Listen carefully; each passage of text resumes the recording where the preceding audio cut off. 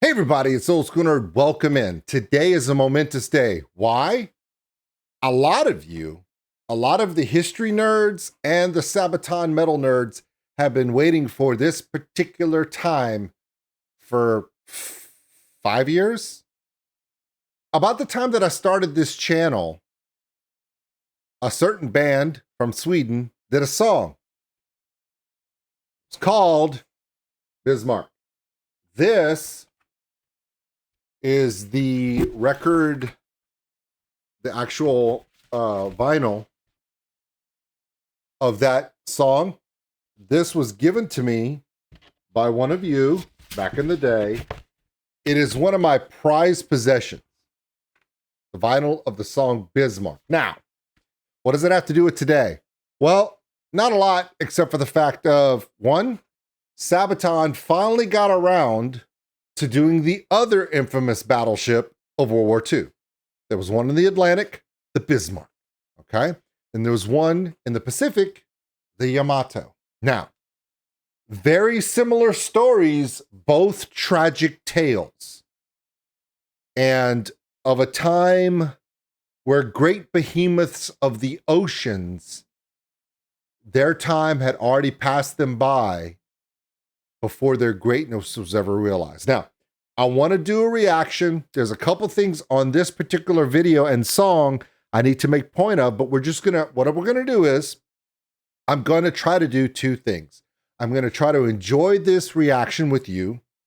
I'm also gonna try to not make as many mistakes as I did 5 years ago on my first ever Sabaton reaction called Bismarck. I was wildly inaccurate. I tried. I was too excited. That's the HMS Hood. It was not on the video. Anyway, if you guys have been here long enough in my channel, you get that joke. Now, I'm also going to talk about the song, the video, and then afterwards, I'm going to share some information that I know about the Yamato and why it's one of my favorite stories of World War II. Are you ready? You're not. But after my intro, I'm pressing play. It's now time. It's finally happening. Sabaton, Yamato.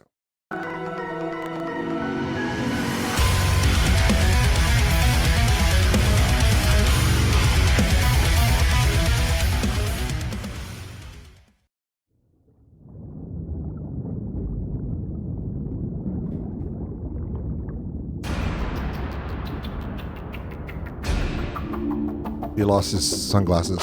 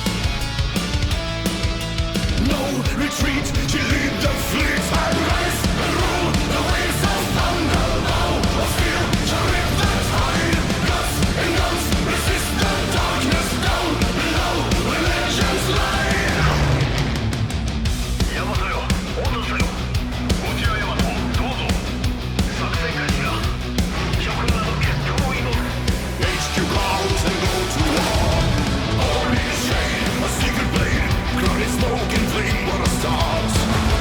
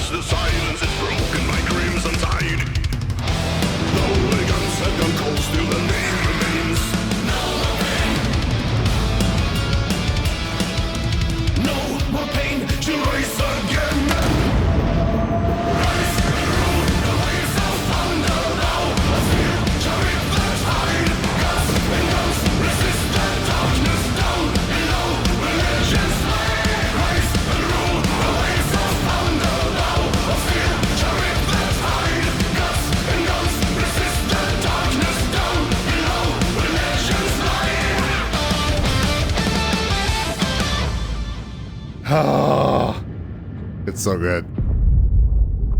Now, what I really wish is that Sabaton got a chance to do one of those Sabaton history versions of this, because then we get to hear the backstory and all the information that Sabaton, both Per and their group, learn from historians and stuff. But I don't think we're going to get that. It's a shame, but let's just finish it out. Let's see what the credits are on this.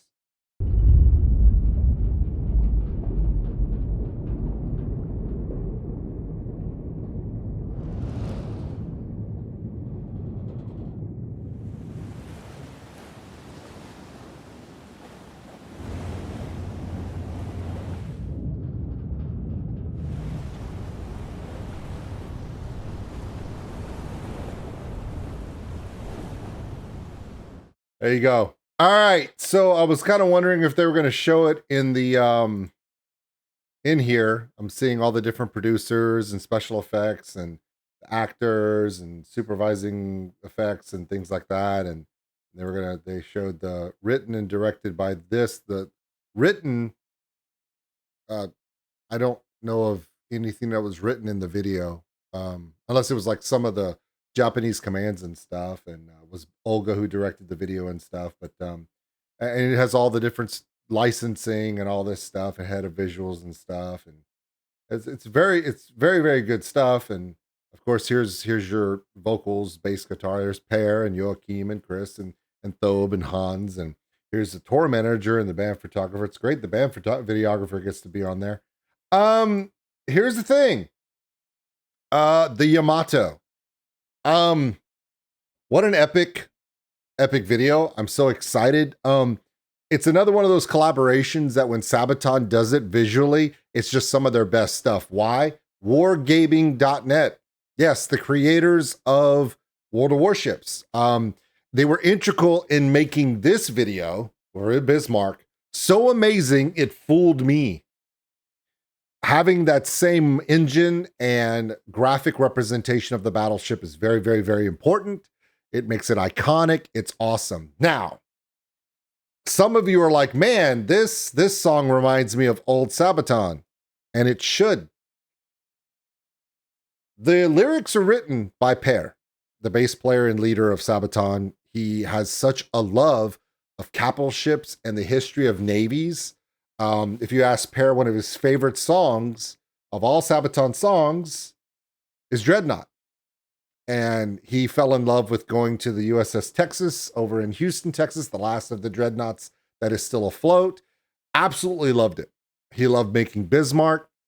There's something about the great capital ships of the ocean that just spurns Per's imagination. And it's awesome. Here's the thing.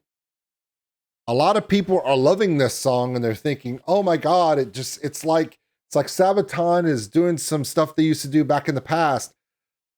Yeah, no. I believe that this one is going to be released kind of on its own, like they did with this, where it's going to be a single release of Yamato, similar to how this one in Bismarck was done.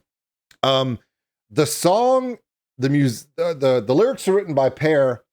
The song itself, the music, was written and composed by Tommy Johansson.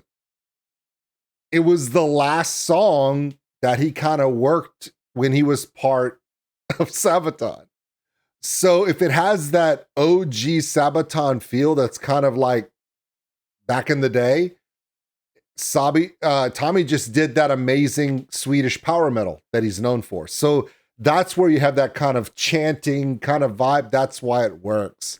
Now, do I love this video? I really do love the video.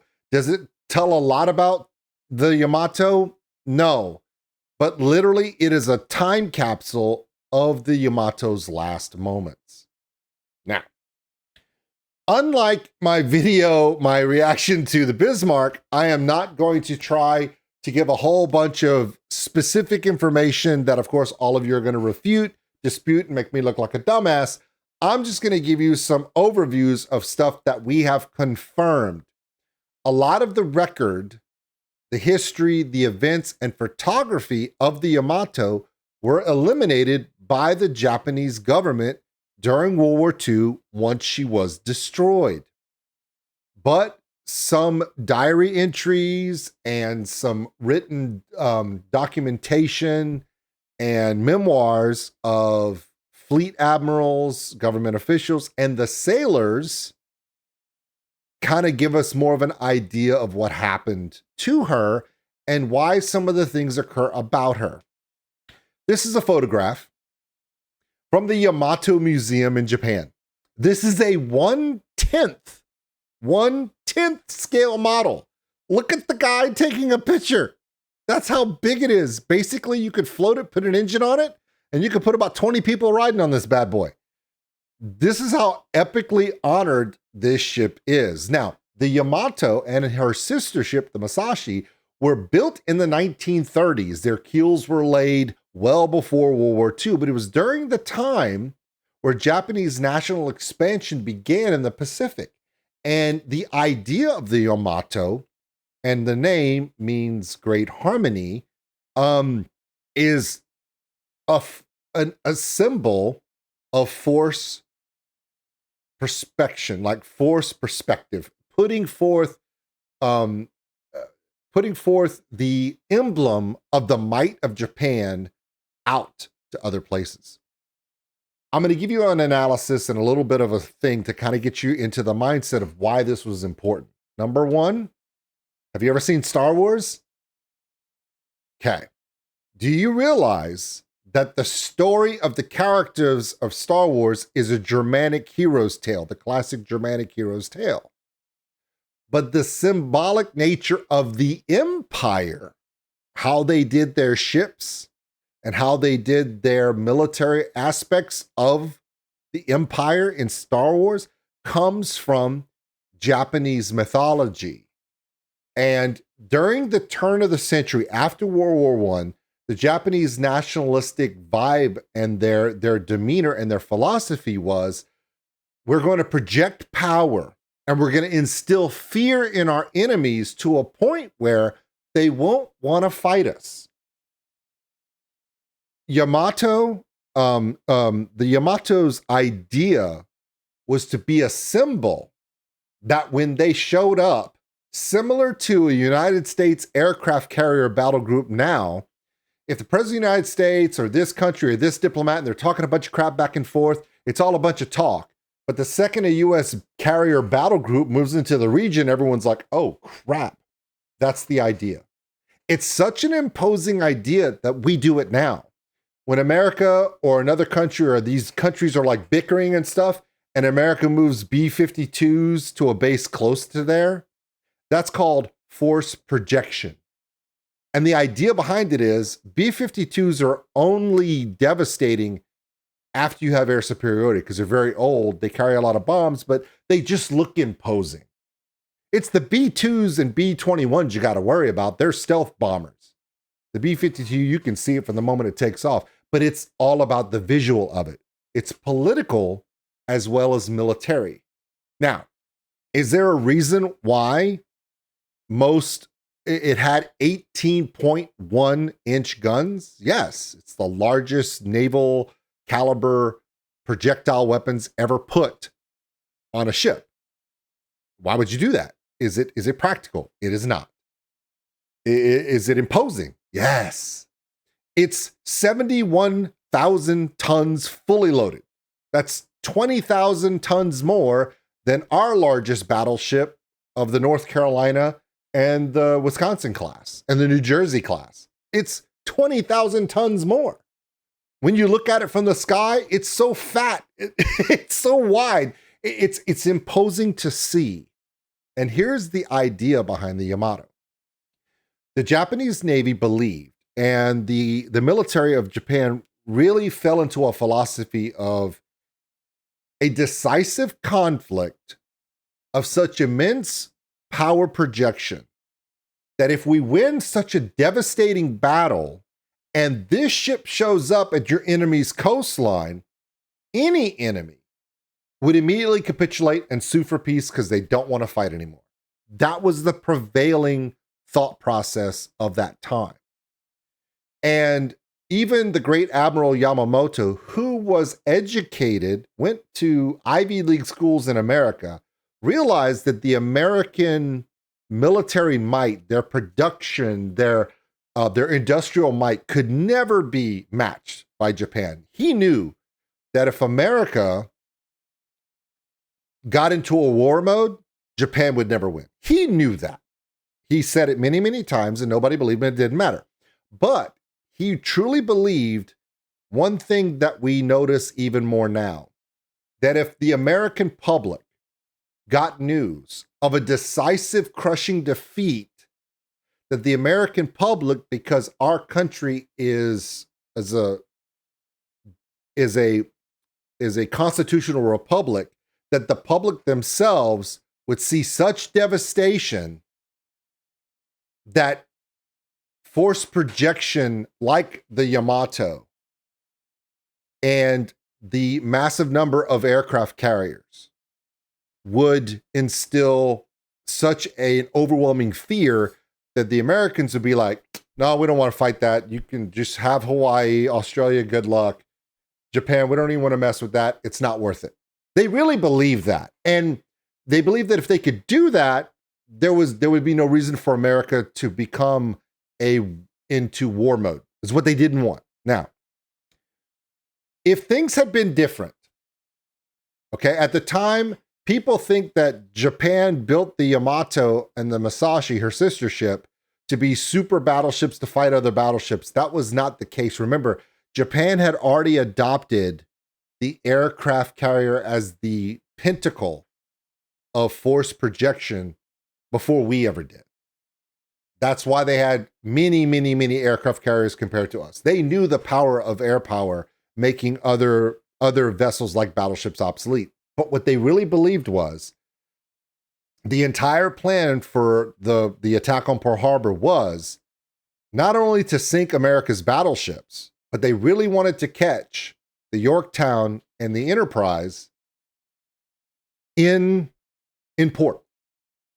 The aircraft carriers were the primary target because those are the most powerful battleships at the most powerful warships at the time. The aircraft carriers weren't important. Only the battleships were. So even though it was a decisive defeat, it did exactly the opposite of what Japan wanted. They sunk or destroyed or damaged almost all of our battleships. Now that's crippling, but the ships that Japan truly feared were the aircraft carriers. They knew how devastating those were because they had some. If our aircraft carriers had been in port on December 7th and they had been sunk, it would have taken the United States 2 to 2.5 years to replace aircraft carriers at the pace needed to go against Japan. So the idea is, if they had sunk all the battleships, like they destroyed most of the battleship fleet and sunk the 2 aircraft carriers in Pearl Harbor, you'd have had that bad boy anchored off the coast of Pearl Harbor. Now, that is an image that may have ended the war. Because it would have been so crippling, America would have had an immediate thought of, there's nothing to stop those same aircraft carriers for going to San Francisco, destroying San Francisco, and that ship sitting in San Francisco Harbor or sailing under the Golden Gate Bridge. There's nothing to prevent the aircraft carriers of Japan from going to San Diego, leveling San Diego's naval base, and that boat pulling into San Diego Harbor. That's the plan. It didn't work out that way because our aircraft carriers weren't sunk. And then just a few months later in the Battle of Midway, we were able to destroy their aircraft, those 5 aircraft carriers in their main battle group, and the tide shifted. By not destroying our aircraft carriers in Pearl Harbor, the exact opposite thing occurred. Instead of making the United States fear that boat being anchored off the coast of San Francisco, it had the reverse. Instead of massive fear and capitulation and be like, okay, Japan, we're just going to worry about Germany. We're good. We're not even going to worry about that. It probably would have worked. but it did the opposite. It struck a fervor in the United States government. And now, based upon records that have now released, and we know because of memoirs and historical documents, if Japan was planning to do it to keep us from getting in the war, the US government knew. They knew that there was going to be an attack on Pearl Harbor. They knew that the aircraft carriers were the target. They conveniently moved those aircraft carriers in a training exercise away from the Hawaiian Islands. And knowing that Japan was going to attack, they used that attack to whip up the American public in a way that changed the course of history. But the idea of the Yamato is twofold. It was never designed to go toe-to-toe with aircraft carriers. It was never designed to go toe-to-toe with battleships. The idea of it is a symbol of Japanese might. Also, if you destroy another country's air force and take out their battleships, and you put that girl, that beautiful goddess of Japanese warfare off the coast of a country, those 18.1s can reach 30 miles inland and just shell the crap out of things. It's an imposing symbol of power. In her final mission, people will just believe that she was sunk in the ocean in a battle with United States aircraft. And that's what this video shows. What people may not know was she was the largest kamikaze in the history of the world. At the time of the Battle of Okinawa, the idea of divine wind or kamikaze, using aircraft laden with explosives to fly into American warships to cause fear, destruction, and a last-ditch effort to incite fear and capitulation in America. It went from, if we can hit America hard enough and instill fear in their public, they won't come to war. It changed after Midway to, we will make this so costly for America that their public will say, that's enough. That's too much. That's enough. Unfortunately for Japan, at the time, the United States government, there was no law preventing the United States government from using propaganda in our press and media to incite the public to more and more fervor. And so that actually happened. Now, the emperor and the prime minister of Japan heard of the divine wind from the Air Force of Japan, that they were doing this in an effort to make it so costly for America that they wouldn't invade the homelands. And the prime minister and emperor asked the fleet admirals of the Japanese fleet, well, what are you do? What is our Navy doing? Our Air Force is doing this. What is the Navy doing? And they actually tasked, after the Battle of Leyte Gulf, which is the only time her guns were ever used against other ships. She sank an escort carrier and 2 destroyers. The Japanese commanders, the high command. Now remember, Yamato was dead at this time. He had been shot down we had intercepted radio calls and we shot his transport craft down. He was gone. The fleet commander, who's, by the way, his name is Toyota. Yes, that Toyota, said that the idea was, for the Battle of Okinawa, the way we invade that island of Okinawa, there was one primary beach that was open that Okinawa is surrounded by cliff sides, and then there's a harbor, and on the other side of the island, there's a beachhead, low-lying beaches, which would be perfect for an amphibious landing. So Japan knows where America's going to be doing its invasion. That's the beach they're going to. It's the only one we got. We're going to put her on that beach, literally on the beach. So what they did was they told the commanders of the Japanese Navy, we want to take that massive battleship and all the other cruisers with her. You're going to go to Okinawa and you're going to run aground on the coral reef and the beach off the coast of that island. And you're going to do it in a way to where that massive ship and all of her other cruisers with her are going to block that beach. So even if they're destroyed, you can't put landing crafts through a giant 71,000 ton ship. The idea was to turn Okinawa into a fortress, and the only approachable beach would have that sitting on it. Also, the orders went to an effect of, through the diary that was recovered, the orders were to, and the idea was the Yamato was to fight to the very end. When she could no longer fight, her crew were tasked to abandon the ship. Don't blow her up. Don't sink her because she's a big giant roadblock now. Jump overboard, swim to Okinawa, go to land, and then fight to the last man in defense of the island. A floating kamikaze, the largest ever in history, but it never happened.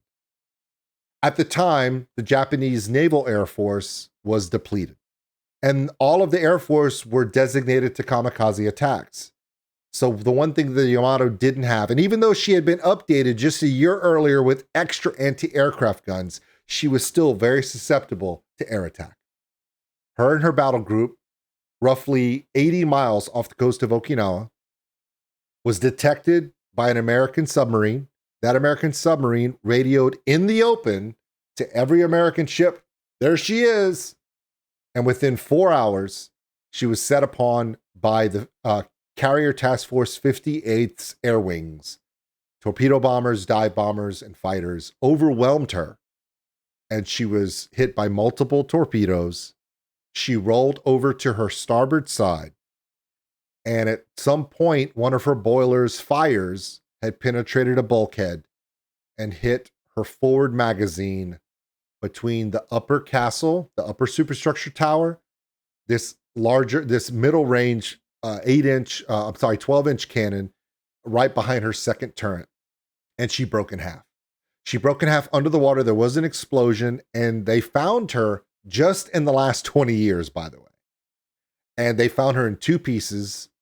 Her first third was found in one place, and the second 2/3, the aft 2/3 were found just a little bit over from her under the water. And since then, there's been many efforts to secure the wreckage, but it never really happened. So they built this war memorial, and basically, the history of the Yamato was not so much that she was ever going to be the greatest battleship ever. Her ideal was to be an image of the might of Japan at the time, to strike fear. Now, in this battle, this video you saw, she fired her guns in the final battle. But wait a minute, she was attacked by airplanes. She was not being attacked by ships. Why did she fire her main guns? The Yamato was one of the only battleships in the world that the Japanese military command knew was very susceptible to air attack. So what it did was, you know how they say, oh, well, her guns were only fired once against enemy ships. Well, then why would you say that? Why only once against ships? She fired her guns in this battle filled with literally buckshot. They had canisters filled with smaller items of metal, like balls, mini balls, packed into things. So when it would fire, it was like the world's largest shotgun in an effort to be fired as anti-aircraft. However, to do so would scar the inside of the rifling of the barrels of the cannon. So even to do that was overall damaging to the vessel as a whole. So it was a last-ditch effort to protect her long enough for her to beach herself and sacrifice herself to protect Okinawa. It's an incredible story. And although I've talked about it for the last 25 minutes, you know me, I could do this for another hour, but this is it for me. I'm not going to go further into it. There are many videos and documentaries and historical documents telling you and confirming all this information. That's just the basic. I'm not going to go into the philosophy, the decisions, all the little details, but basically, this thing was the pinnacle of power. She was the Death Star of the Japanese Navy. Was she too big? Yes. Did she project fear? That was the plan. If the plan had worked differently, if we had not known that the Japanese were going to attack Pearl Harbor and those aircraft carriers would have been in port, and that way we'd have no fleet and no ships in the Pacific, and Japan put her off the coast of San Francisco or San Diego, history might have been completely different. We'll never know. It's a fantastical tale, and I'm so glad that Sabaton finally put this video out. It's been really, really important because now we have this. Now, if Sabaton decides to put out a vinyl of the song Yamato like they did for Bismarck, I'll have a brother to go with this one. Who knows? Your guess is as good as mine. I want to thank you all for coming in. Please leave me comments below. Please be nice. I tried to be as non-specific so I wouldn't be wrong as much this time. But again, there's a lot of information out there. Please go check it out. Obviously, I love the story of this vessel. It is a tragedy of history. I wish it had never happened. All right, everybody. We'll see you later. Thanks for watching, everybody. And if you enjoyed this video, give us a like. It really helps. Yeah, I'm leaving her right there. She can sit there during the outro. Thanks for watching, everybody. And if you enjoyed this video, give us a like. It really helps the channel grow. Also, if you want to subscribe, right over there. A big thank you to all my Patreons out there for everything you do. And if you want more content like this, check them out above. Remember, love one another, take care of each other. We're all stuck on this smoke ball together. We'll see you later.